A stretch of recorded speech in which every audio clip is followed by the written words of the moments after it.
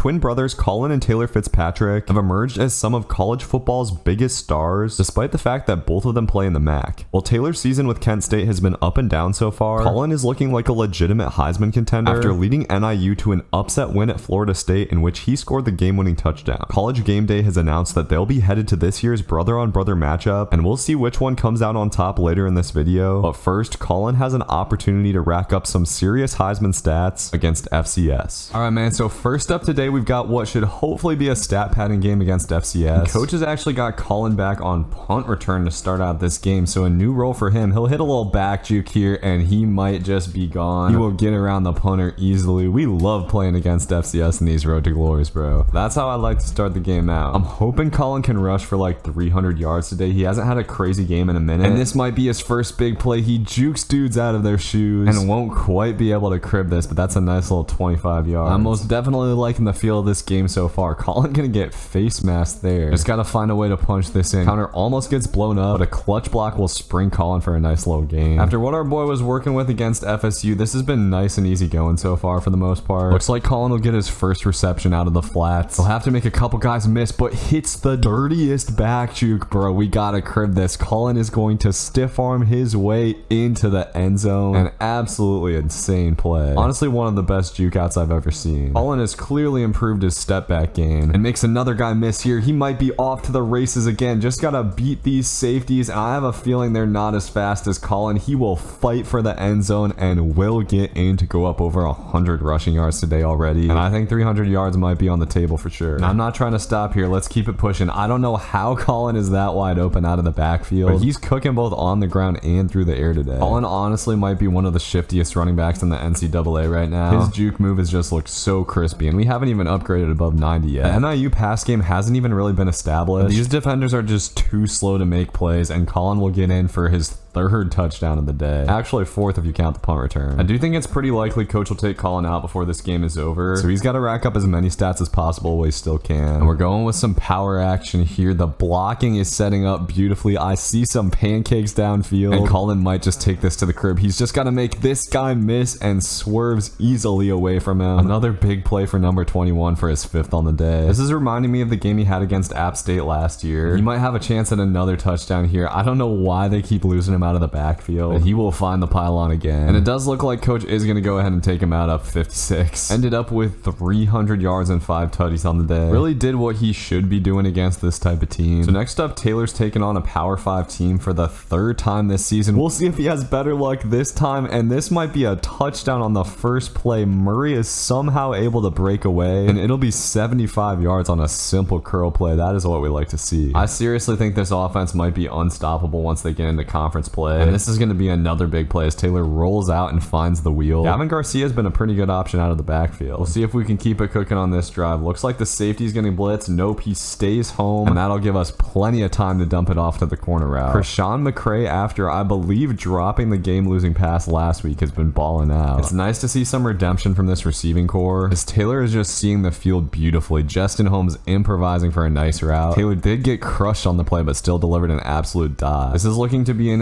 incredibly efficient game, and this time the corner bites down on the out route. The streak is wide open for another dime, and at this point I think it's safe to say it. Taylor Fitzpatrick, despite being on a whack team, might be one of the best quarterbacks in the country for sure. I don't know if there's anybody in the country who's better at anticipating when guys are going to get open despite a tenacious pass rush. That is of course the one big weakness we see in Taylor. He just takes too many sacks, and he's got to continue to get out of the pocket and deliver throws like these. That one was pretty risky, could have easily been a pick, and this one is going to be a pick. Taylor just got a little bit too excited about that seam route. Thankfully, defense continuing to completely ball out, forcing a fumble there. But Taylor looks a little shook up after the pick. Not that he should feel that way. He is literally on pace for over 400 yards today against a pretty decent defense too. After what he faced against LSU last week, this is like nothing, but he just makes a terrible throw there. Had a wide open, and that'll be his second pick on the half. So a great start for Taylor has turned sour kind of quickly. Thankfully, defense has continued to just just be dominant. But Taylor continues to make mistakes. Had a dude wide open and just underthrew the hell out of that ball. 3 picks on 3 straight drives. And after that one, coach might want to start running the ball a little bit. Defense is not going to hold these guys off forever. Taylor has got to show that he can rebound from adversity here, and thankfully makes a perfect throw on the corner route. If he does throw another pick, this team might be in a little bit of trouble, and it looked like he had Y open there, but second guessed himself. He really hadn't seen a lot of turnovers in those first couple of games, but something changed for Taylor after he threw that first pick. He went from looking insanely confident to looking like a freshman again, but when in doubt, go back to those curl routes. Those are open a whole lot of the time against off coverage. And with Taylor looking less confident, his receivers have looked less confident as well, dropping a lot of passes. This team's still up 11 though, so as long as Taylor can end this drive with a touchdown, they'll be looking good, and this is a dot to Junker. Hayden Junker is an absolutely elite name for a tight end. And for all his mistakes, Taylor is on pace for like 600 passing yards on the day. He's gonna get out of the pocket here, trying to run around the DN, but can't quite do it. Would have been a pretty large gain if he escaped. Instead, he's gonna have to fight from second and very long. Alright, so big time 3rd and 7 here. Taylor getting out of the pocket again. This time he has a man open, but that's gonna be a little bit short of the stick. Roll the dice here. Gotta go balls to the wall against a Power 5 team. And Y should be open. Don't drop it, Flourier. Thank God he doesn't. Taylor gets his 3rd touchdown pass of the day. But Kansas is able to finally get a touchdown coming out of halftime. Taylor's got to keep this offense going, and bro, that DB played the route perfectly. Taylor just cannot stop throwing picks, and he is devastated after that one. He is incredibly lucky his defense has been so good today. Otherwise, this one would be looking nasty. But to be fair, Taylor is pretty much solely responsible for moving this offense downfield, so it's not super surprising that he's taking a lot of risks. I'm hoping this is just a one-time thing and turnovers don't become a problem for the rest of the season, because right now, this man is just an interception machine, and these Kansas DBs are literally catching everything right now. Okay, real talk though, I actually cannot remember the last time I threw this many interceptions in a game, and I play against users a lot. Can't switch up the play style at this point though. I'm gonna just keep on hucking it. Sometimes you just gotta let it all out. I'll do a little hurdle too. Why not add a fumble to the stat line? Taylor is just going full chaos mode at this point, and we'll huck it deep to X. Dude was actually wide open, but Taylor could not make the throw. And Kansas's offense, despite being absolute dog water, has it within 2. This one is definitely on Taylor. He's gonna keep throwing caution to the wind, and of course McCray drops that. Taylor just wanted so badly to have an awe-inspiring performance to match his brothers this week, but it is not happening for him. Thankfully, defense gets a stop as coach is finally gonna have mercy on Taylor and call a run play, but of course he just gets swamped in the backfield. This is an absolutely critical drive, and it doesn't seem like coach has any idea of taking it slow here. Taylor is just gonna keep on throwing the ball. Honestly, love to see coach showing that trust in him. We'll see if Taylor can show that he deserves that trust or not, and he has a dude wide open off the line here. That is McCray, who had the drop earlier. McCray will get his 2nd touchdown of the day. An absolutely dirty press break animation from him. And that'll wrap this up. Despite a gory stat line from Taylor, the Golden Flashes get it done. Somehow it makes sense that Taylor would have his worst day in his first Power 5 win, as McCray actually ended up being player of the game. A nice redemption story there. After starting off red hot, Taylor threw 6 interceptions, did have 400 yards and 4 touchdowns on the day. As Taylor is actually leading the country in passing yards at this point, but has an even touchdown to interception ratio. So we'll see if Taylor can rebound from that performance in a second. First, Colin's gonna have an away game against Purdue. I gotta say, man, I love Purdue's intro on this game. Dude riding the train in is pretty funny, and we got the big drum coming out. Purdue also has the literal ugliest mascot of all time. We'll see if the Huskies can stay undefeated today. Colin's teammate already got a nice little kick return touchdown, and he gets sprayed on the first play. That's the thing with Colin, man. With his size, he takes one of those hits every once in a while, but his size also allows him to be one of the fastest players in college football. Just gotta beat number 1. He can't quite do it, but still an absolutely huge run. The boys will be looking pretty good if he can cap this drive off here. Tries to hit his back juke, but gets cut down. But a big 3rd and 6 here. He's open out of the backfield, just has to get past one guy, and he hurdles to make sure he picks it up. Colin putting it all on the line for his team, and his teammate will get the touchdown run. Dare I say it, boys, if NIU gets a dub today, they might have a shot at making the college football playoffs. With the expanded playoff system, even a 1-loss group of 5 team could get in, so it really could happen with this team. Already got the quality dub at Florida State, and another Power 5 win at Purdue would really help with that, even though Colin is getting thrashed by these dudes right now. One thing I'll say about this Huskies team, man, the defense has been shockingly good, and Colin tried to create some magic there, but his quarterback messed it up. See this lane though? If I just get around that guy, I might have some money. That's the play that worked out perfectly for Colin against FSU. I expect we'll see him try it a few more times as the season goes on. We call that the one-man reverse. It was of course a classic move of Devin Callier's back in the day, but few men are ever brave enough to try it. Colin just has that rare athleticism, man. Colin has that Tavon Austin agility agility that we only see once in a generation. As Purdue is able to cut the lead to 4 going into the second half, this offense has stalled just a little bit. Colin's been hunting for the big play just a little bit too much. Just got to keep focusing on running downhill and picking up first down, as he sadly does not have that crispy 10-yard average today. But this might help out. He gets a beautiful block from his receiver and he is off to the races. Just got one man to beat downfield and he can do it. Swerves him out of his shoes and makes him knock over his own teammate. That is a house call. Look at that block from number 8, bro. And defense gets a turnover. Those boys deserve a lot of the credit for this team's success so far. Colin's just got to find a way to get in the end zone here. After the long touchdown run, he is almost at 10 yards of carry, and he'll power forward for another touchdown here. Purdue's offense has finally gotten it going. Colin just has to find a way to crush the clock here. Boilermakers use their first timeout. Need at least one first down here, and this will be it and more. Colin hits one of his dirtiest juke moves ever to get to the outside, and with the box stacked, there is nobody on the second level. He'll take this one to the bank. This is a truly impressive performance, man. He is putting the team on his back. That should be enough to stomp Purdue out despite a swarm of offense from them, and Colin's gonna get one more. Why not pad the stats a little bit with a 40-yard touchdown run? That's beautiful. Oh, and we got 10 seconds left. Don't mind if I do. This is enough time to get in the end zone again. I want to see the stats for Colin. He fights his way down to the 10. Yep, I'm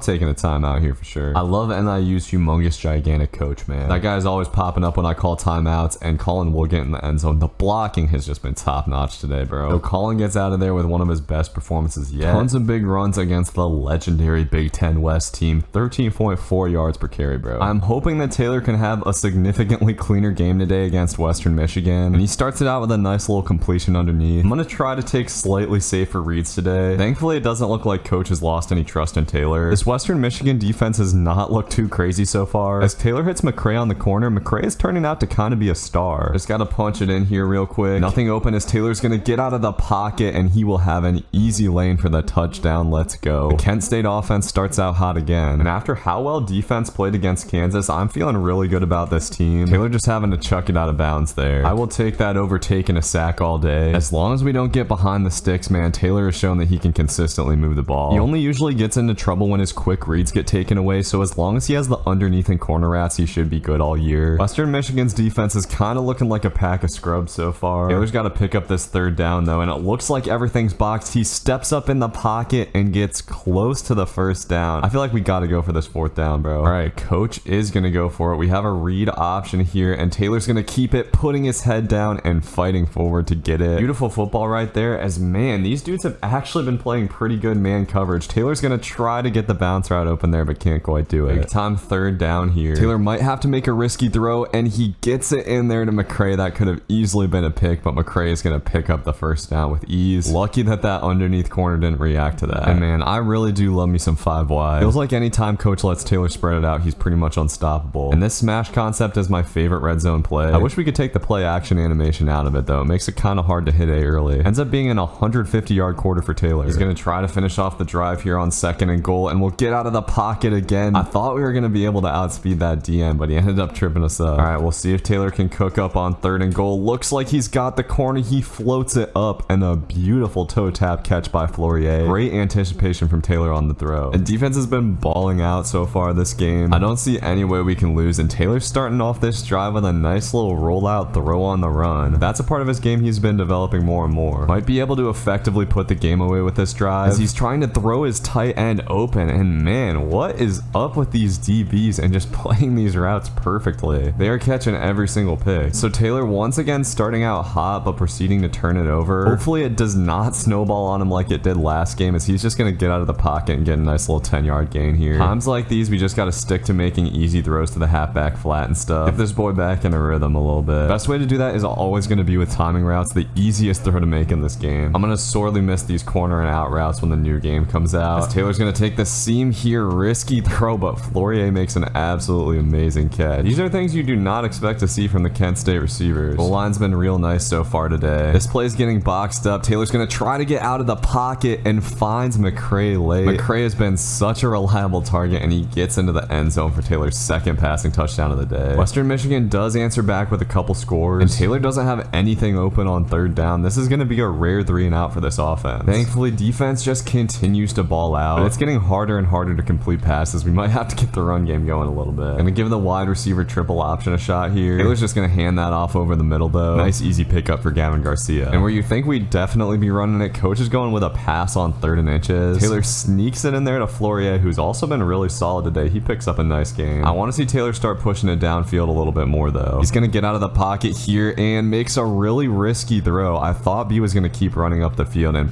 probably would have been open if we let him upfield. Really should have held on to that one, but I've been looking for a big play and this might be it. Once again, we see the weak arm strength from Taylor, but once again, Flourier makes a great catch through contact. Outside of the turnovers, arm strength has been a kind of sneaky deficiency for Taylor. That's something I want to see him work on more over the course of the next couple of years, and he fumbled it out of bounds there. Lucky that didn't get picked up. We try a little wide receiver screen action on 1st and goal, and this sets up pretty well, but not a very well placed throw to lead McCray upfield. And on 2nd and goal, we just got a mess of slants over the middle. Western Michigan sends a guy though, and that'll make it easy. Flourier balling out today. Western Michigan just kind of quietly hanging around in this one. Got to stomp out their hopes of a comeback with this drive, and Taylor's having a nice game on the ground, man. He's got almost 50 yards. I will say this spread playbook is just a little bit more limited than I'd like, and I don't know how the hell that was out of bounds. I'm not sure if I want to keep Taylor at Kent State next year or not. I think it's been a really good offense for him to start out in, but he could be really competitive with a stronger running game. All right, this is a big 3rd and 8. Taylor's got to pick this thing up, and he should have the corner, tries to fit it in, but dude just played that perfectly, and I definitely had the slant underneath. Dodging a bullet there. Coach is going to elect to go for the 4th down, and Taylor's going to have back out of the backfield. An absolutely huge catch from Garcia should close this game up. Taylor's not done yet though. I want to see one more touchdown out of this boy, and he should have the seam here. He'll float it over top. A beautiful throw, and nice to reward Flourier with a touchdown when he's been so good. Despite the early pick, Taylor ends up having a real solid game. 360 yards and 4 touchdowns, as well as 50 yards and a touchdown on the ground. And now we got the big one. Taylor and Colin are going to meet in the 3rd ever Brother Bowl. If you look at these two teams, the offenses are pretty similar in terms of production, but Northern Illinois has a definite advantage on defense. After losing a heartbreaker to his brother last year in this game, I expect Taylor to be out for revenge in this one. He's starting it off with a nice little easy throw to the out route, and coach is actually going to try to get the run game going early here. That'll turn into a solid game for Garcia. Definitely not something we've seen a whole lot of from this offense, as NIU just going straight man coverage here. Everything is boxed up, so Taylor will scamper down the sideline for an easy game. And this first drive is not looking too shabby so far, but Taylor cannot have his receivers dropping passes today. It'll be a big time 3rd and 10. We're going with a bunch formation here, and we've got man coverage again. Taylor might have a man deep though, throws an absolute dime to McCray, and McCray drops it, of course. McCray has been the star of the Kent State receiving corps so far, but an unfortunate start for it there, and we are already seeing, man, this Kent State defense does not have a lot of athleticism. I have a feeling that Colin's going to be able to run circles around these guys today. We'll see what this Golden Flash D can do to stop the run, as they almost were able to get Colin in the backfield there. Coach going to break tendency with a little pass play here. And Colin is open on the wheel out of the backfield. He might have a shot. Almost was able to juke that dude out to take it to the crib, but a nice tackle. And I skipped a play on a QB wrap. Somehow Colin got the ball and took it to the house. So NIU taking an early lead. Taylor's going to have to strike back with a touchdown drive of his own here. NIU has been playing a ton of man coverage so far, and corner routes are definitely the way to cut that up. This Kent State team absolutely needs points here. Coach is going to let Taylor go to 5 wide, and he might have a man open deep. This could be a touchdown, but number 6 makes an absolutely crazy play on it for the pick, and Taylor's turnover tendencies continue. Taylor's got to get it cleaned up because this Northern Illinois offense is not going to be stopped easily. Colin is rolling early on in this game, as he's averaging almost 15 yards per carry. It's very possible this game could get out of hand if NIU gets a touchdown here, and Colin is effortlessly able to get to the edge. This one is definitely going to the bank, as no one on this Kent State team should be fast enough to catch Colin. That dude almost did, but it'll turn into a 71-yard touchdown for the boy. This Kent State offense absolutely has to wake up here, as Taylor's trying to get out of the pocket but takes a terrible sack to bring up a 3rd and long. Might need to try to bomb it here. We'll see if we can get this out route open, and Taylor delivers a great throw that is thankfully caught by Harris. It would be ideal if the Golden Flashes could score quick and give their defense a chance to get a stop before halftime, and Taylor misses what might have been a touchdown throw. Once again, we see the lack of deep arm strength and accuracy, but Taylor's going to keep trying the deep ball, and this time he is right on the money. An absolutely great catch by Ali Fisher, and now Taylor's really got to avoid mistakes here on the goal line. He's got a wide open. If he set his feet, that might have been a touchdown, but we'll take it. Coach is calling the read option here on the goal line. This is not going to work out at all, though. NIU has seen that on film. Taylor's got to find a way to make it happen down here. He is going to roll out and have an open lane to get into the end zone. Has to put his head down, but does get in. in, the Golden Flashes are finally on the board. Now this Kent State team desperately needs a stop. They're gonna have to find a way to shut down Colin though, and he's in the clear again. This man has over 180 yards rushing in the first half, and he is showing no signs of stopping. Getting the ball on the counter here, finding a way to juke a dude out does take a pretty big hit though. Still, man, 19 yards per carry right now. Huskies have a chance to extend the lead back to 2 scores here, and Colin is open out of the backfield, catches it, but gets plowed again. Now the Huskies are going to try to kill as much time as possible before half, but Colin has a clear lane, and he will fight forward into the end zone for his 3rd touchdown on the day. Absolutely balling out. Taylor's going to have to make some big throws before halftime if he wants his team to have a chance, and that's a good start to Gavin Garcia. I think scoring in 30 seconds is a pretty tough ask, especially when Taylor is getting swarmed in the pocket like this, but he is just going to have to find a way to do it. And IU is challenging him to throw it over top again. He might have A here, but definitely does not have the arm strength for that. And an excellent toe tap pick from Bird on the sidelines. Today might just not be the day for Taylor, as not only has he been turning the ball over, this Kent State defense has looked terrible, and my god, man, Colin makes a guy miss and nobody will catch him. He keeps on one-upping himself, and this one is a 75-yarder. One of the best moves of his career. Absolutely had dude lost. Now Taylor's gonna have to try to lead a desperation comeback. Looked like he had A over the top, but a great pass rush. This NIU defense is even a little bit tougher than I anticipated. This is one of the worst games I've seen Taylor have for sure. Taylor's got to push the ball downfield, but I really do not want to see him turn it over again. And it looked like he had Y there for a second, misses him, but at least is able to hit Gardner for 9. Honestly, man, if I was the Golden Flashes coach, I'd probably go for an onside kick if you score here, which Taylor is able to do. A nice throw up the seam for the tutty. This NIU offense has just looked completely unstoppable so far, as Colin's gonna get a block on the edge again, and this might be another house call. Just gotta make one guy miss, and he easily swerves around him. Taylor's been looking like he's been playing with max sliders, and Colin's been looking like he's playing on freshmen. At this point, Taylor's just hoping to salvage some nice statistics from this game, as I don't really see the possibility of a comeback here. That was almost another turnover for this offense, and it really has been a disappointing performance from this offense. I was expecting Taylor and the boys to be able to get a little bit more done. Taylor is doing a good job of making the easy reads now, and should have a man up the seam again, so he is able to get his 3rd touchdown of the day to offset those 2 picks. This has turned into a seriously high scoring affair, and NIU hasn't even had to pass the ball, man. These Kent State defenders are just so slow. Colin is making them look silly. He's averaging 23 yards per carry. Even if Taylor had balled out, I really don't think he would have won this game, because Colin is just on another level, man. He looks like he could go somewhere in the Power 5 and be a star, maybe even a Heisman contender, as he will take this to the crib, and that is going to set the school record for rush yards in a game at 415. Colin is making himself into an NIU legend. To Taylor's credit, he has responded pretty well after some early struggles, and has been able to give this offense some kind of momentum. He's had 300 yards passing with a pretty good game on the ground as well, and one more brick hand will probably end his day. And the starters are getting taken out. That'll do it for the 3rd annual Brother Bowl, as Colin just goes absolutely crazy. 400 yards and 6 touchdowns on the day. 23 yards per carry for Colin, as Taylor ended up having a pretty solid game with 343 yards, added 30 yards and a rushing touchdown on the ground. And right now, this brother duo is leading the NCAA in passing yards and rushing yards, which is crazy.